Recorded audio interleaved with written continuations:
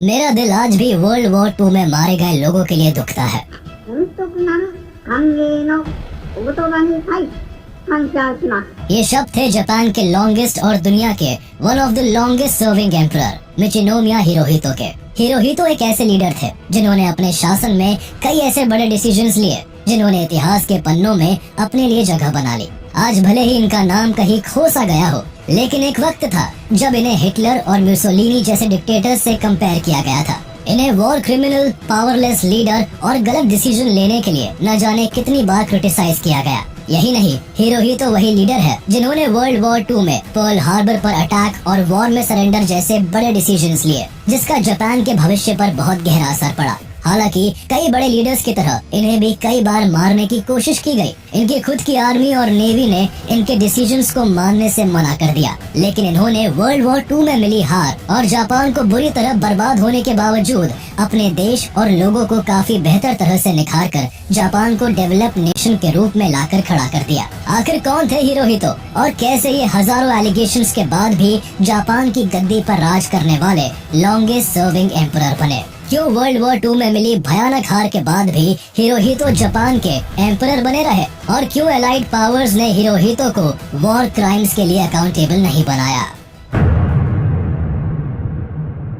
तारीख थी 29 अप्रैल 1901, जब जापान के टोक्यो में होने वाले राजा और रानी क्राउन प्रिंस योशिहितो और क्राउन प्रिंस सदाको के घर हिरोहितो का जन्म हुआ। हिरोहितो अपने माँ बाप के पहले चाइल्ड थे, जिस कारण आगे चलकर जापान के एम्परर की गद्दी भी इन्हें ही संभालनी थी। लेकिन इनके जन्म के समय इनके दादा यानी एम्परर मेइजी का राज था और उनकी मौत के बाद क्राउन प्रिंस योशिहितो यानी इनके पिता को जापान के एम्परर की गद्दी सौंपी गई। हालांकि रॉयल फैमिली में जन्म लेने के कारण हिरोहितो को बचपन से ही एक योद्धा और एम्परर बनने की ट्रेनिंग दी जाने लगी, जिस कारण जन्म के केवल 10 हफ्ते बाद ही हिरोहितो को महलों में न रखकर कावामुरा सुमियोशी के घर पाला पोसा गया। सुमियोशी एक रिटायर्ड वाइस एडमिरल थे और इन्होंने हिरोहितो को अपने ग्रैंड चाइल्ड के तौर पर पाला था। लेकिन जब हिरोहितो 3 साल के हुए तो सुमियोशी इस दुनिया से चल बसे, जिसके बाद हिरोहितो और इनके छोटे भाई याशुहितो को दोबारा पैलेस बुला लिया गया। इसके बाद हिरोहितो जब 7 साल के हुए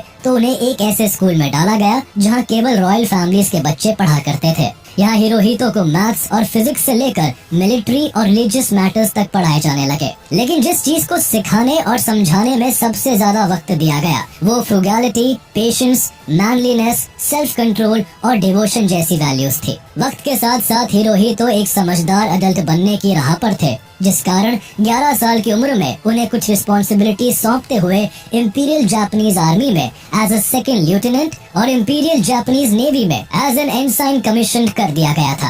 राजा बनने के सारे तौर तरीके सीखने के साथ हिरोहितो का अपना पर्सनल इंटरेस्ट मरीन बायोलॉजी में था, जिस पर आगे चलकर उन्होंने कई बुक्स भी लिखी। हिरोहितो ने अपनी पूरी लाइफ में कई ऐसे डिसीजंस लिए जो वर्ल्ड मीडिया की नजरों में रहे और इन्हीं में से इनका एक डिसीजन अब्रॉड घूमने का भी था। दरअसल हिरोहितो जापान के पहले क्राउन प्रिंस थे जिन्होंने अब्रॉड न घूमने के ट्रेडिशन को तोड़ते हुए United kingdom, France, Netherlands, Belgium, Italy और वेटिकन सिटी को विजिट किया था। अपनी इस ट्रिप के दौरान हिरोहितो ने कई देश के हायर रिप्रेजेंटेटिव से भी मुलाकात की, जिनमें यूके के किंग जॉर्ज 5 और prime minister David Lloyd George और इटली के किंग विक्टोरियो एमानुएल 3 से लेकर कई बड़े अधिकारी शामिल थे। अब्रॉड ट्रिप से जापान वापस लौटने पर हिरोहितो की लाइफ धीरे धीरे पूरी तरह से चेंज होती चली गई। हिरोहितो जैसे ही जापान वापस आए उन्हें क्राउन प्रिंस नहीं बल्कि प्रिंस रिजेंट का पद सौंप दिया गया। वो इसलिए क्योंकि इनके पिता योशिहितो मेंटल इलनेस के कारण अब सत्ता चलाने के काबिल नहीं थे। हालांकि ऐसे अचानक सत्ता हाथ में आ जाने से हिरोहितो को कुछ खास परेशानी नहीं हुई, क्योंकि बचपन से ही इन्हें एम्परर बनने की ट्रेनिंग दी जा रही थी। लेकिन इस समय हिरोहितो के साथ कई इंसिडेंट्स भी हुए, जिसमें से एक खुद हिरोहितो के असैसिनेशन की साजिश थी। लेकिन ये साजिश पूरी तरह से फेल रही और हिरोहितो को जान से मारने की कोशिश करने वाले डाइसुके नाम्बा को पकड़कर पूछताछ की गई, जहां डाइसुके को एक कम्युनिस्ट होने का क्लेम किया गया और एग्जीक्यूट कर दिया गया। असैसिनेशन अटेम्प्ट के कुछ दिन बाद ही 26 जनवरी 1924 को हिरोहितो ने अपनी डिस्टेंट कजिन प्रिंसेस नागाको कुनी से शादी कर ली। शादी के कुछ महीने बाद ही दिसंबर 1926 में हिरोहितो के पिता योशिहितो की मौत हो गई और हिरोहितो को ऑफिशियली एम्परर डिक्लेयर कर दिया गया। एम्परर बनने के साथ ही ताइशो एरा का एंड हुआ और शोवा एरा की शुरुआत। दरअसल हिरोहितो के पिता के राज को ताइशो एरा का नाम मिला था, जिसका मतलब ग्रेट जस्टिस था, लेकिन हिरोहितो के राज को शोवा एरा के नाम से जाना जाता है, जिसका मतलब एनलाइटेंड पीस है। वो बात अलग है कि इनके समय में जापान ने पीस जैसे शब्दों को कम ही देखा। अब फिर चाहे वर्ल्ड वॉर 2 हो, चाइना जापान वॉर हो या न्यूक्लियर अटैक से सरवाइव करना हो, ये सब जापान ने हिरोहितो के शासन में ही झेला। लेकिन हिरोहितो के एम्परर बनने के समय किसी को आने वाली तबाही की जरा भी भनक नहीं थी। हिरोहितो के शासन में कभी इन्हें इनके नाम से नहीं बुलाया गया, बल्कि इन्हें संबोधित करने के लिए हमेशा हिज मैजेस्टी द एम्परर शब्द का प्रयोग किया जाता था। हिरोहितो के एम्परर बनने के बाद पूरी दुनिया में इनके रोल को लेकर बातें बनने लगी। हर किसी ने इनको अपने हिसाब से एक सक्षम राजा की तराजू पर तोला। Invasion of China, bombing of Pearl Harbor और Japanese surrender to the Allies power जैसे बड़े डिसीजंस के कारण दुनिया भर में इनकी निंदा हुई। इन डिसीजंस के कारण ही जापान को वर्ल्ड वॉर 2 में करारी हार से लेकर न्यूक्लियर एक्सप्लोजन तक का सामना करना पड़ा। कुछ लोग मानते हैं कि हिरोहितो एक पावरलेस एम्परर थे। इनके हाथ से इनके देश की सत्ता आर्मी और नेवी के हाथ चली गई थी। लेकिन एक मशहूर स्कॉलर ने अपनी किताब में साफ तौर पर इस बात को लिखा था कि जब हिरोहितो के आर्मी चीफ ने सेकेंड वर्ल्ड वॉर में अमेरिका के one of the most important port Pearl Harbor के साथ बाकी के कुछ पोर्ट्स पर अटैक का जिक्र किया, तो हिरोहितो के चेहरे पर ना कोई शिकन थी और ना ही कोई टेंशन। उन्होंने पूरे होश और आवाज में पर्ल हार्बर पर अटैक के आइडिया को अप्रूव किया था, जिसके बाद जापान की नेवी ने देर न करते हुए पर्ल हार्बर पर भयानक अटैक कर दिया, जिसमें अमेरिका के 2400 से भी ज्यादा लोग मारे गए।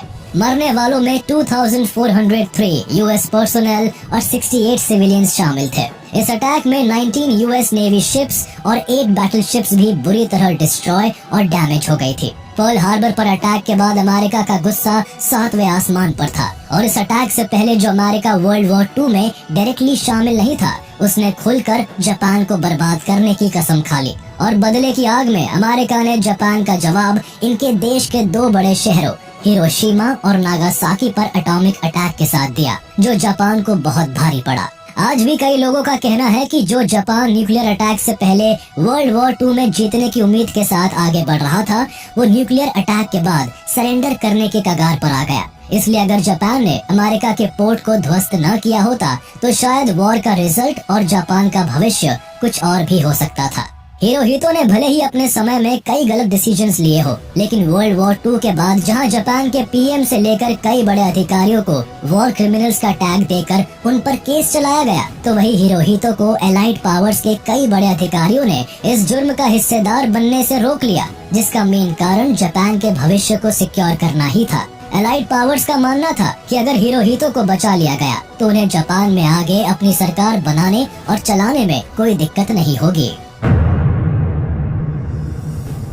जब हिरोहितो ने जापान के एम्परर की गद्दी संभाली, तो जापान की आर्थिक स्थिति कुछ खास नहीं थी। जापान में फाइनेंशियल क्राइसिस का दौर था, लेकिन इसके साथ ही देश में मिलिट्री और नेवी की पावर दिन पर दिन बढ़ती ही जा रही थी, वो भी दोनों कानूनी और गैर कानूनी तरीके से। साथ ही जापान में 1900 से ही कैबिनेट के फॉर्मेशन पर पूरी तरह से imperial Japanese army and imperial Japanese navy की वीटो पावर थी। यही नहीं, हिरोहितो के एम्परर बनने के साथ ही एक यूनिवर्सल मेल सफरेज लॉ भी पास किया गया था, और जिस कारण इस समय पॉलिटिकल पार्टीज भी अपनी प्री वॉर पावर्स की हाइट पर थी। देश में इतने सारे चेंजेस के साथ ही यहाँ एम्परर का कम और मिलिट्री की ज्यादा चलने लगी थी, जिस कारण 1921 से लेकर 1944 तक करीब 64 सेपरेट पॉलिटिकल वायलेंस नोट किए गए, जिसमें 1932 में प्राइम मिनिस्टर इनुकाई सियोशी तक का असैसिनेशन कर दिया गया। मोटे मोटे तौर पर देखा जाए तो यही वो समय था जब मिलिट्री पर से सिविलियंस का कंट्रोल ऑलमोस्ट खत्म हो गया था। एक समय तो ऐसा भी आया जब खुद हिरोहितो के असैसिनेशन की कोशिश की गई, और इस बार ये कोशिश किसी कम्युनिस्ट ने नहीं, बल्कि एक कोरियन इंडिपेंडेंस एक्टिविस्ट ली बोंग चैंग ने की थी। लेकिन इस बार भी हिरोहितो बाल बाल बच गए। इन सभी इंसिडेंट्स के बीच जापान की मिलिट्री ने कई बार कू करने की कोशिश की, लेकिन हर बार इनके हाथ खाली ही रहे। भले ही हिरोहितो की मिलिट्री अपनी मनमानी कर रही हो, लेकिन एक एम्परर होने के नाते उन्होंने अपने देश को मजबूती से बचाए रखा। एम्परर के खिलाफ इस कू की साजिश एक जूनियर आर्मी ऑफिसर्स ने रची थी, जिसमें कई हाई रैंकिंग ऑफिसर्स के साथ खुद हिरोहितो के भाई यासुहितो और प्रिंस चिचिबू भी शामिल थे। इस कू का मेन कारण डाइट इलेक्शंस में मिलिट्रिस्ट फैक्शन की ओर से पॉलिटिकल सपोर्ट की कमी होना था। मिलिट्री के लगातार विद्रोह के कारण जब चीफ शिगेरू होंजो ने हिरोहितो को कू की हर एक वजह को समझाया, तो हिरोहितो ने इमीडिएटली रिवॉल्ट करने वाले सभी ऑफिसर्स को रिबेल्स घोषित करने और रिवॉल्ट को शांत करवाने का आदेश दे दिया, जिसके बाद आर्मी मिनिस्टर योशियुकी कावाशिमा ने फौरन एम्परर के खिलाफ हो रहे सभी रिवॉल्ट्स को दबा दिया। हिरोहितो की सत्ता में एक परेशानी ये भी थी कि देश के जितने भी प्राइम मिनिस्टर आए वो पॉलिटिकल पार्टी से न आकर मिलिट्री से आए, जिस कारण कू के चांसेस अधिकतर बने रहते थे और इन मिनिस्टर्स में से भी कुछ को खुद हिरोहितो निकाल देते या उनका असैसिनेशन करवा दिया जाता। इन सभी इंसिडेंट्स के बीच जापान का चाइना के साथ भी कॉन्फ्लिक्ट दिन पर दिन बढ़ता चला गया और इसी बढ़ती टेंशन के बीच जापान ने मंचूरिया पर अटैक कर उसे अपने कंट्रोल में करने का पूरा प्लान बना लिया। लेकिन इसके लिए उन्हें रीजन की जरूरत थी, क्योंकि अगर बिना किसी रीजन के जापान चाइना में अपनी मिलिट्री भेज देता तो दुनिया भर में जापान की निंदा होना तय थी। तो बस इसी रीजन को खोजते हुए 1931 में जापानीज आर्मी ऑफिसर्स ने सो कॉल्ड मंचूरियन इंसिडेंट का खेल रचा, जिसमें जापानीज ऑफिसर्स ने खुद अपने यहाँ रेलवे एक्सप्लोजन करवाए, लेकिन ब्लेम चाइना के सिर थोप दिया और इसी एक्सप्लोजन को कारण बनाकर जापानीज मिलिट्री चाइना के नॉर्थ ईस्टर्न एरिया में घुस गई और मंचूरिया को टेक ओवर कर लिया। जापानीज आर्मी ने चाइना के कई पार्ट्स में बुरी तरह तबाही मचा दी। चाइना की कई टेरिटरीज को कब्जाने के समय जापान के सोल्जर्स ने कई अनएथिकल और अनजस्टिस काम भी किए। जैसे इस पूरे वॉर में जापान के सोल्जर्स ने करीब 20 से 30 मिलियन चाइनीज सिविलियंस को मौत के घाट उतार दिया था, जिसमें करीब 23 मिलियन लोग एथनिक चाइनीज थे। जापान ने इस वॉर में चाइना के इतने लोगों को खत्म किया जितना कि नाजी हॉलोकॉस्ट में भी नहीं किया गया था। चाइना के इतने लोगों को एक बार में मारने के इस भयानक इंसिडेंट को रेप ऑफ नैनकिंग के नाम से भी जाना जाता है। जापान ने मंचूरिया को कैप्चर कर वहां अपनी पपेट गवर्नमेंट स्टैब्लिश कर दी। मंचूरिया के साथ ही जापान ने आसपास के एरियाज को भी कैप्चर करने का पूरा प्लान बनाया हुआ था। अब हिरोहितो को इस वॉर में हुए हर एक मर्डर और रेप की खबर थी। उसे ये भी पता था कि जिस तरह से दुनिया में जापान के इस मास मर्डर की निंदा हो रही है वो उनके देश के लिए ठीक नहीं है। लेकिन फिर भी हिरोहितो ने अपनी मिलिट्री को रोकने की कोई कोशिश नहीं की, जिसकी वजह खासकर हिरोहितो का डर बताया जाता है। हिरोहितो को डर था कि अगर उसने मिलिट्री को रोकने की कोशिश की तो कहीं ऐसा ना हो कि मिलिट्री उसे ही उसकी गद्दी से उतार फेंके। इस डर के कारण ही हिरोहितो ने सेकेंड सिनो जापानीज वॉर में केमिकल वॉरफेयर के इस्तेमाल और किसानों तक को बर्बाद करने की इजाजत दे दी। हिरोहितो चाहते हुए भी रिस्पॉन्सिबल लोगों को सजा देने में पूरी तरह से नाकामयाब रहे।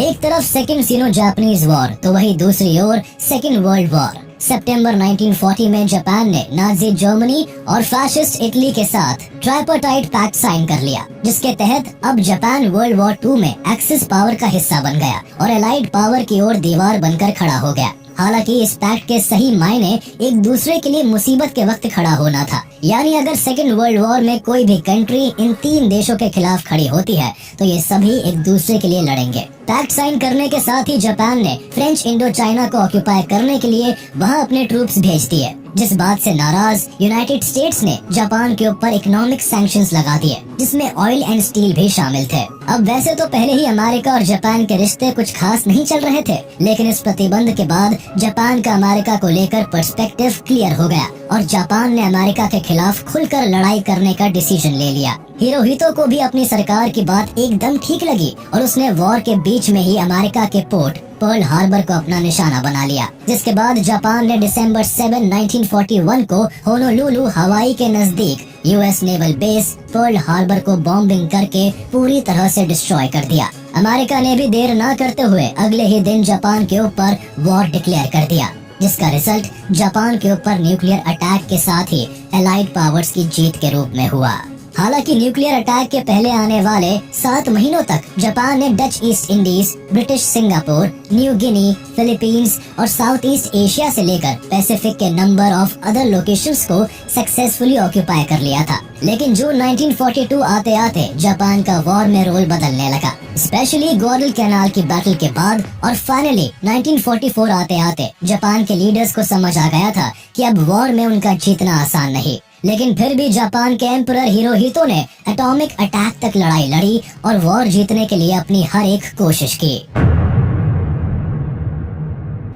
दुनिया का पहला और आखिरी न्यूक्लियर अटैक वो जापान के ऊपर किया गया। इस अटैक के बाद हालांकि अमेरिका को भी दुनिया की खरी खोटी सुननी पड़ी, लेकिन एट लास्ट कई लोग आज भी यही मानते हैं कि ना जापान ने अमेरिका को वर्ल्ड वॉर 2 में छेड़ा होता और ना अमेरिका इतनी बेरहमी से बदला लेता।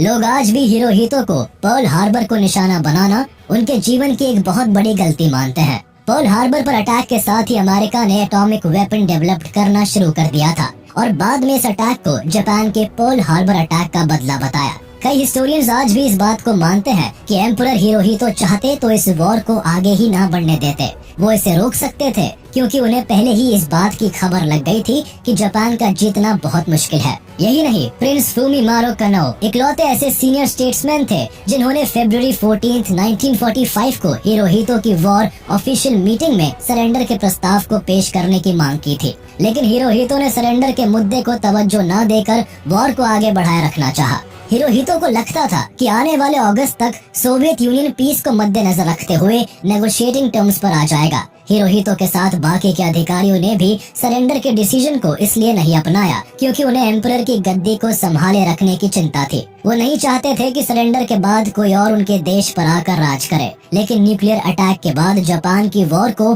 कंटिन्यू रखने की शक्ति पूरी तरह से खत्म हो चुकी थी, जिस कारण 1945 में अगस्त 15 को पहली बार जापान के एम्परर ने रेडियो ब्रॉडकास्ट के जरिए अपने पूरे देश को सरेंडर का डिसीजन सुनाया। जापान के वर्ल्ड वॉर 2 में सरेंडर के बाद यहाँ यूएस के द्वारा फॉर्म किया गया कॉन्स्टिट्यूशन फॉलो किया जाने लगा, जिसमें एम्परर का रोल केवल सिंबल ऑफ द स्टेट बने रहने तक ही था।